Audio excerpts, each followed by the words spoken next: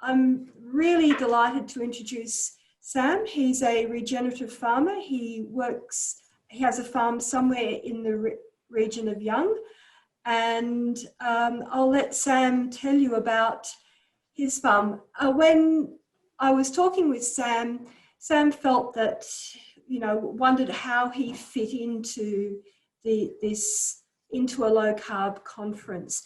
And I know many of us are quite concerned about the quality of the food that we get. We also live in a social environment where we're getting lots of negative messages about meat and how meat's terrible for health and terrible for planetary health. And in fact, there is another story out there. And this story suggests that soil health, animal health, human health, planetary and ecological health are all interlinked. And here's Sam to tell us that story. Thank you.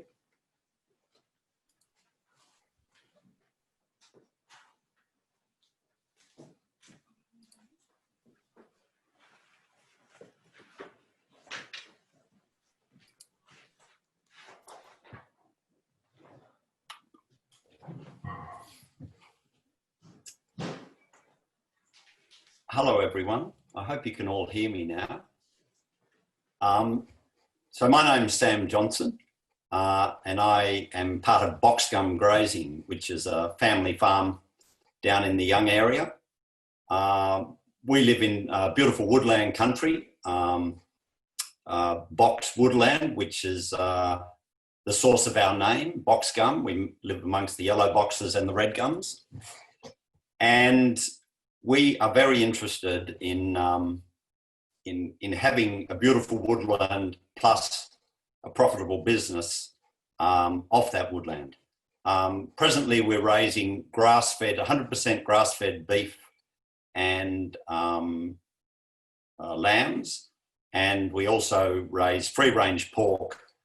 The pork is supplemented with a grain-based diet as well, but they're out on the pasture the whole time and are very much part of our mix of animals on the farm. We started the paddock to plate business back in 2012 when we made the shift out of being commodity producers and going towards producing a high quality product that we could then sell to people and customers that were interested in that product.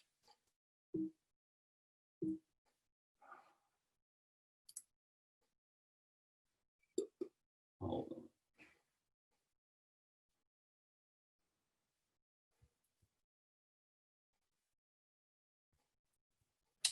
on. Okay, I think I've got it now. Sorry, you may have missed that. I'll go back. That was the introduction, and you missed those early photos. There's our logo, and again, it describes the box gum woodland that we live amongst, and there's our free-range pigs. So the early journey for me, started back in the 1980s when I was a young man in my 20s and came home to land in a full-scale drought in the early 80s. And I saw a landscape. These are current photos from last year, but similar photos back in the 80s where you had landscapes that were just moonscapes, really, with shifting soil, soil loss, bare ground, poor animals, and we all see lots of that on the TV when we look nowadays. So the early belief we had back there was that animals were the cause of land degradation, and the best that we could do was to actually get the animals off the land and let it regenerate naturally, because that's what we all believe, that in all ecological types, that was the best solution. And I'll just point out the photos I've got there. There's one of a roadside which is well grassed and has had no grazing. And to the right-hand side of that, you can see a thoroughly flogged out paddock, which of course reinforces your knowledge that grazing causes damage. In the top left-hand corner, you'll see a fence line, our farm is on the left hand. This was taken in about December last year during the height of the dry period. Our farm is on the left-hand side, covered in grass. The one on the right-hand side is a national park where there's been no grazing by introduced animals for 10 years, but it has been grazed in an unmanaged way by native herbivores. So again, that shows you what can happen depending on how the animals are utilised. Back in the 90s, we came across work by a Zimbabwean biologist called Alan Savory, who was trying to work out the riddle of desertification as he witnessed it in his country. And he was around at the time when there were large natural herds with predators and bunched grazing animals. And he wondered why it was that the land didn't deteriorate under a natural system, but did deteriorate once we either turned it into farms or we tried to manage the wild herds themselves.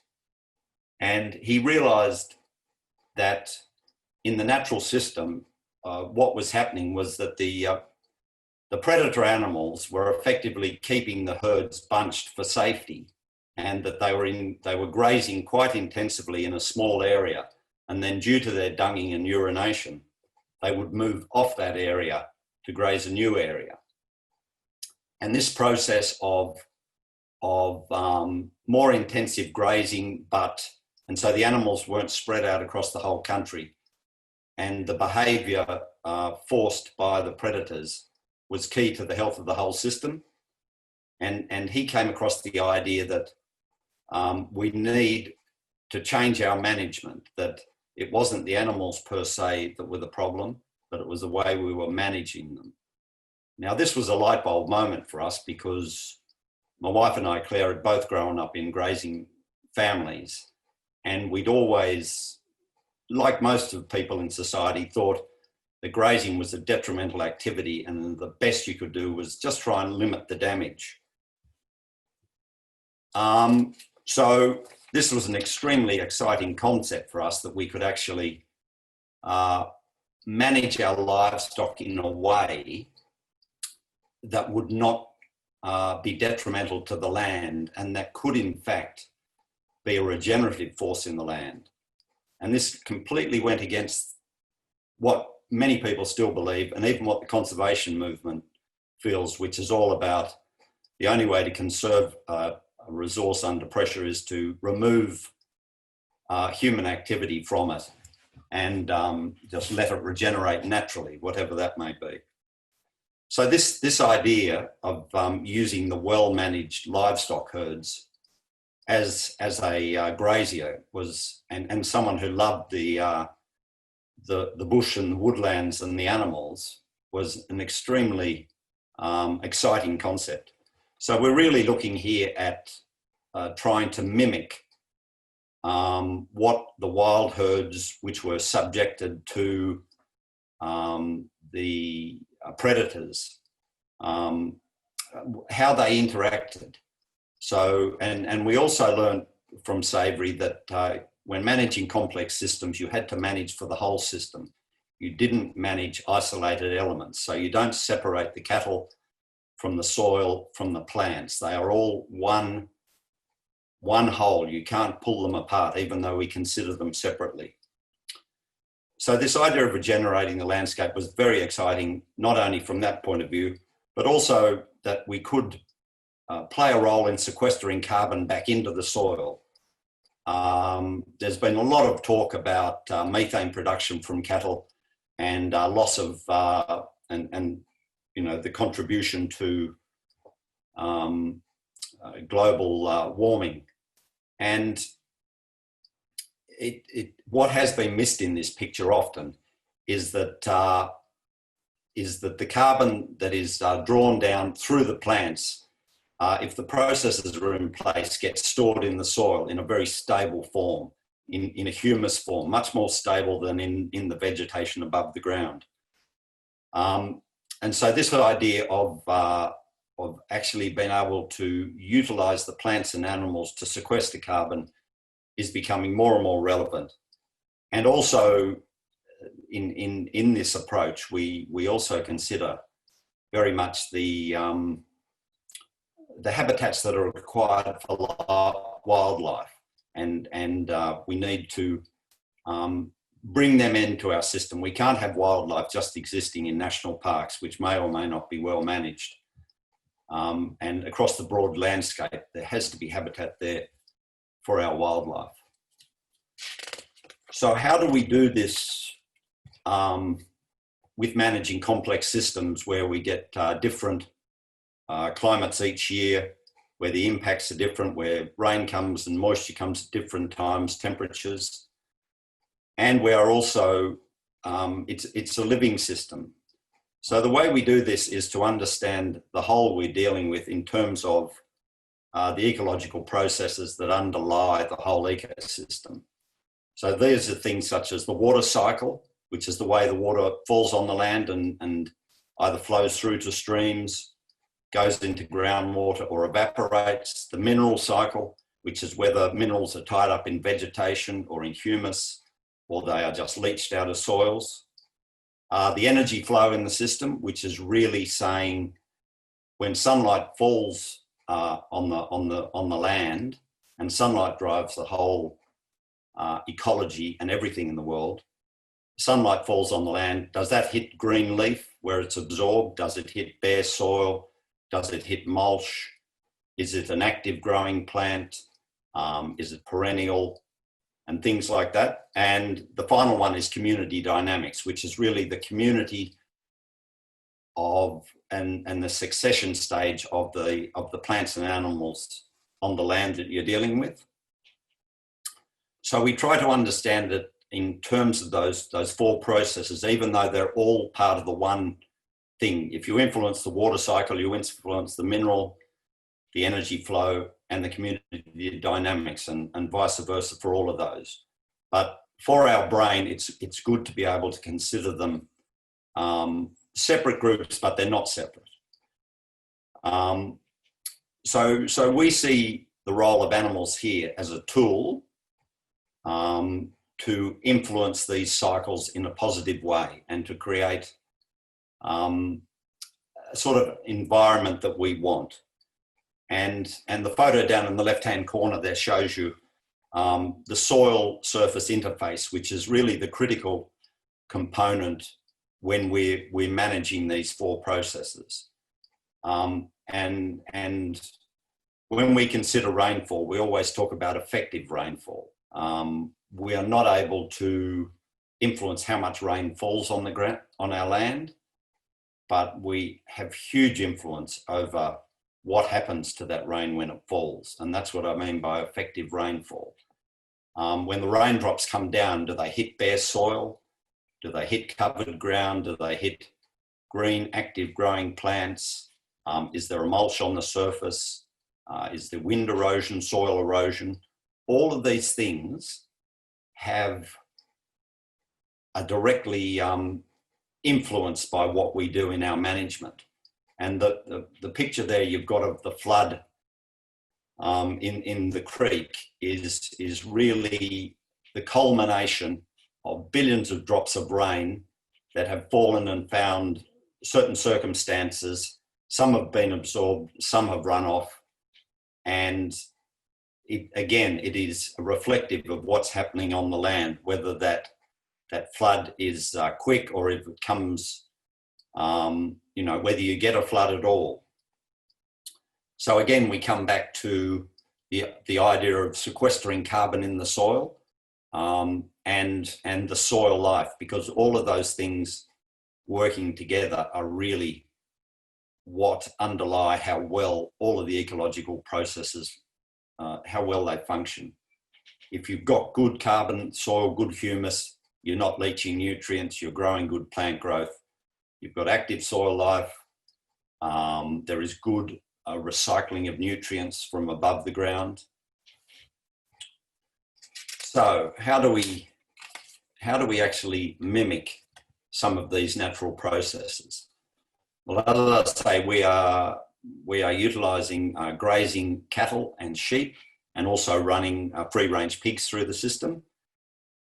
So the techniques basically are a bunch and move strategy. So we bunch the animals together into as fewer mobs as possible and to as larger mobs as possible, because the impact on the ground of a herd of 250 cows is qualitatively different to what you get, even though the density may be the same with a very much smaller group on a smaller area. So with sheep and cattle, we bunch them. You see here on the left an area that has been grazed, and they've been moved just the other side of a portable electric fence. That's a solar powered fence that we put up and delineate areas for them to graze each day. So this area on the right that has been grazed, that's covered in their manure. They've eaten down the grass. They've chipped the surface of the ground. You can see there's a lot of ground cover still there, but there is also now plenty of sunlight hitting the ground for the plants to reshoot. And and allow the plants to recover. That area that has been grazed may not be grazed depending on the time of year and the rainfall season for between 30 and 90 days. So over the cycle of the whole year, a piece of ground may have animals on it for between 4 and our more productive areas, maybe 8 days a year. So for the rest of the year, the grass is growing in a way that is not grazed by animals. So the difficulty with most people's grazing is they leave the animals on the ground the whole time. So the plants are constantly being eaten. And when the plants are eaten, that affects what's happening under the ground. Grazing can be a very powerful strategy for positivity, or it can be very negative strategy, as we've seen from earlier photos. And so, as I say, we time the recovery of we time the pattern of the grazing on what the plants are telling us. We're always looking at the plants, how well they're growing, how long we think they will take till they've recovered to a stage where they can be grazed without damaging their systems and setting them back. And the other important thing we do here with the techniques is that we monitor constantly what is happening on the ground. So we're looking at the soil surface to see how much material is left on the ground once we've grazed. What stage the plants are in recovery. And we're also monitoring the animals, and you can tell an awful lot from how an animal is going by looking at its manure and whether it's getting adequate carbohydrate and protein, and how well its rumen is functioning. And ruminant animals are just absolutely fantastic for cycling old cellulose material. In seasonal rainfall areas where the landscape dries out over summer and the biology in the soil dies down, the ruminants have an absolutely vital role in being a link between old carbon material above ground and returning it to the soil surface where the soil life can break it down. In very humid areas, they're not near as important because you have active microbiology throughout the year. But in seasonal rainfall lands, which we're certainly in there, getting that material down onto the ground means that instead of it oxidizing or undergoing chemical weathering, it undergoes biological breakdown by the microbes, first in the gut of the animal and then on the soil surface. Our pig management, we similarly bunch and move. I don't have a photo there of them, but we set them up in small areas, again with portable electric fencing and portable infrastructure. And they're moved on a weekly basis, along with their supplemented feed, to a fresh bit of ground. So this brings us to animal welfare, and this is an absolutely vital consideration for us. So animals they're very social creatures. So cattle and sheep are mob animals. They feel very safe in a mob. And the size of the mob does not matter, because it sort of takes on, it becomes a single unit when they're a mob. But if you ever separate an animal from the mob, the first thing they want to do is get back to that mob. So we try and have very stable social structures. And you can see the sows and piglets are allowed to run outside. They're farrowed outside, and then they, up to weaning, run together. There's no, we use no sow stalls or any of the stuff that they do in intensive situations. Nutrition is the other very important factor, So we try to maintain plenty of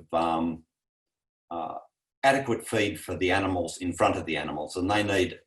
You just remember with cattle and sheep that you're feeding a rumen, which is a vat of bacteria really, and microbes that do the breaking down, and then they feed the animal. So you want a stable food source going into that rumen. If you've got a lot of fluctuation there, you get a lot of metabolic issues, because they're jumping between high protein or high carbohydrate. So we try to have a stable mix of plenty of carbohydrate, because they're basically an animal that breaks down cellulose, and enough protein in there to feed the microbes in their gut. And the other thing that is very important with welfare is allowing the animals to exhibit their natural instincts. So with pigs, that is, you've got the social structure, obviously, but with pigs also the ability to root about in the ground, use their snout, is absolutely vital. And we use that ability of the pigs to root up the ground, to disturb the surface, as a way of creating new sites for germination for plants. Now, the disturbance is good, the same with the disturbance with animals, but like all things, there's a Goldilocks point, where a certain amount of disturbance is too good, too much or too continued disturbance, or coming back too quickly can be detrimental. So again, the disturbance is something that we manage in a positive way. The other thing with the animal welfare is we use low stress stock handling techniques. I grew up in the days where the handling was with stock whips and polypipe, and people shouting and forcing the animals. Fortunately, those days have largely gone, and we now utilise low stress stock handling animals that works with the natural flight response of the animal. So if you imagine the herd has a bubble around it, if you like, everyone's got a sort of personal bubble around them, and if you step into that bubble, the animal is made, or you feel uncomfortable. So we use that personal space thing as a way of just getting the animals to move off from us. So rather than shouting or any of that, or waving our hands, we just use where we position ourselves in relation to the animal as a way to get them to move off in a low stress manner. And we do a lot of our work on foot, and it is so much easier than what we used to do. And the animals are very good at understanding what we're wanting to do. So again, with the welfare, our basic premise is that if you have a very healthy system, you don't get disease problems. And if we do have any disease issue, we immediately go and say, what has happened to break down in our system? And as a result, we don't medicate our cattle or our sheep or pigs in any way. And that's a great result of just having a healthy environment for the animals to live in. So once we started to go this way, we decided we wanted to move back to direct marketing. We had been commodity producers, and it was always terribly frustrating for us to raise what we considered beautiful, chemical-free, stress-free animals, and then to sell them into the commodity market where our price, we were given no recognition of that, and our price was the same as someone who did not treat animals in that way or did not consider land regeneration or land health. And we also wanted to make contact with customers that were interested in buying really healthy food and wanted to know how the animals were raised, whether they were raised in a humane way, and to come over those, overcome those issues that we all have concern about. So there's a photo there in the top left-hand corner of us holding a field day where we invite customers to come out to the farm, and we take them around and show them how we do things, and then have a lovely lunch of produce from the farm. And besides having Instagram and Facebook accounts, that's a great way to be able to shorten the link between the customer and the farmer, and also to just be totally transparent about what we do. And people can ask all those curly questions about how animals are raised and dispel some of the misinformation that is out there, and also some of the information that's quite correct about how animals are raised in intensive systems, which is something we don't associate with and move away from as much as, well, completely. So we decided to bring, initially we used a local butcher to do our processing, and we'd go in and help him pack.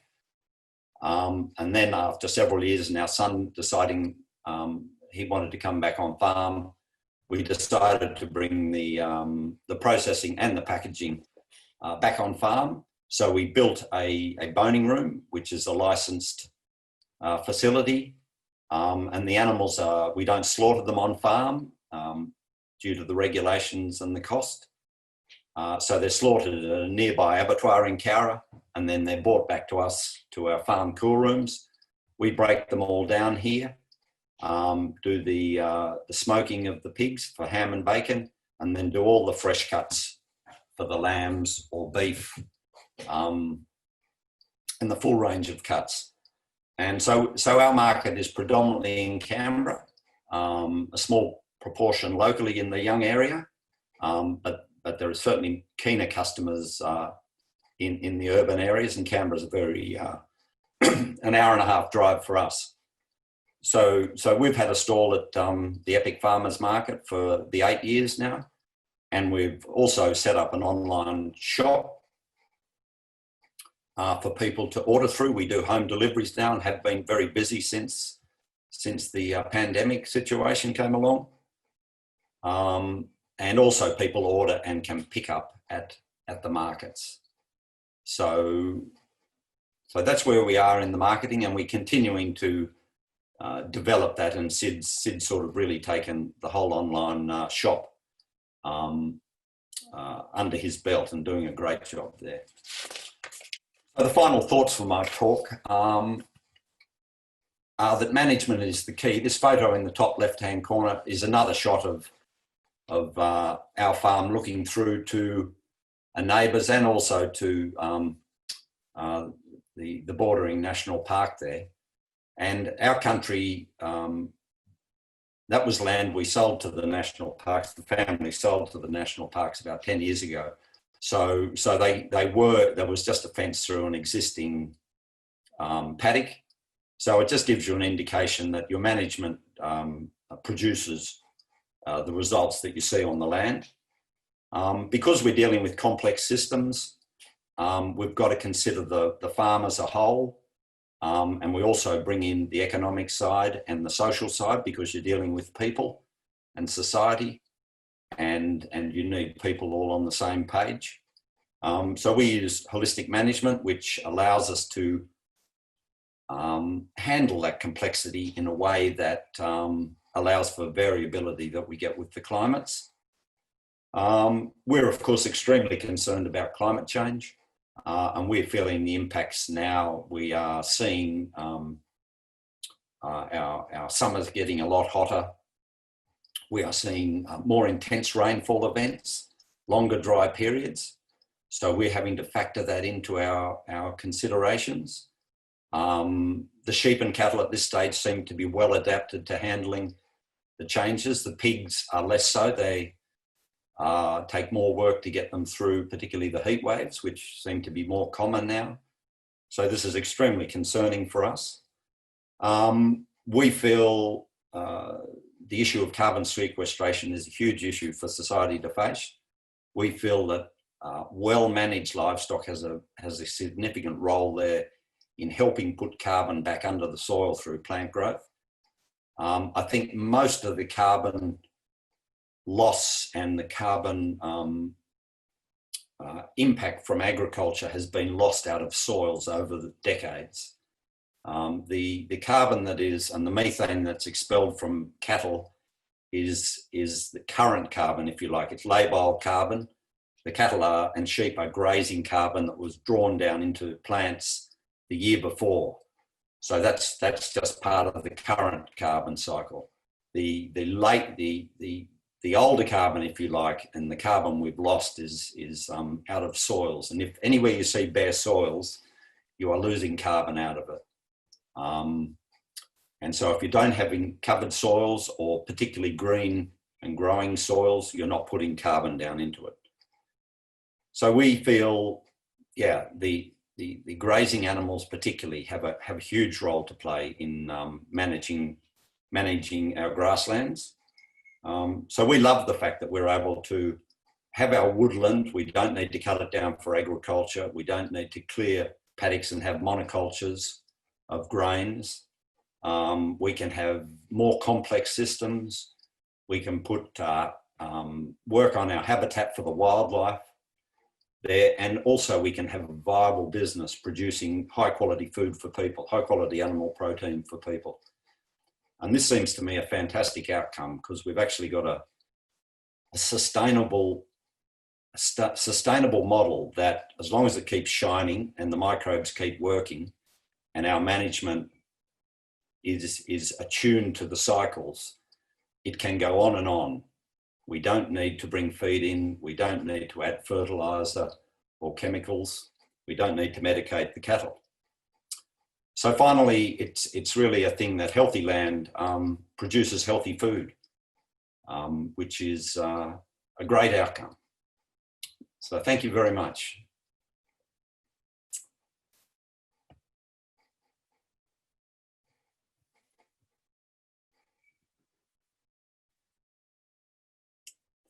Thanks, Liz. Over to you. Thank you so much, Sam. And we've had some comments, some thank yous from some of the people who've been watching. They would like to know whether you're on Twitter or Instagram or Facebook. We'll try and find those links and post them on the Low Carb Canberra site. Yes, we're on Box Gum Grazing. If they Google that, they'll find all that. Yes. They'll find our homepage and the links. Yes, and a website with some lovely photos and some of the information that you've shared with us. That's really inspirational, and we do know that the meat from happy animals translates into happy human beings too. Yes. No, we're very happy with the product we're producing and the overall health of the system. Yeah. So Lorraine has said, such an inspiring talk by Sam. Lorraine is a farmer's daughter and she knows about overgrazing. She's read about the regen farming process, and it's really resonated with her. Great work, Sam, and your family.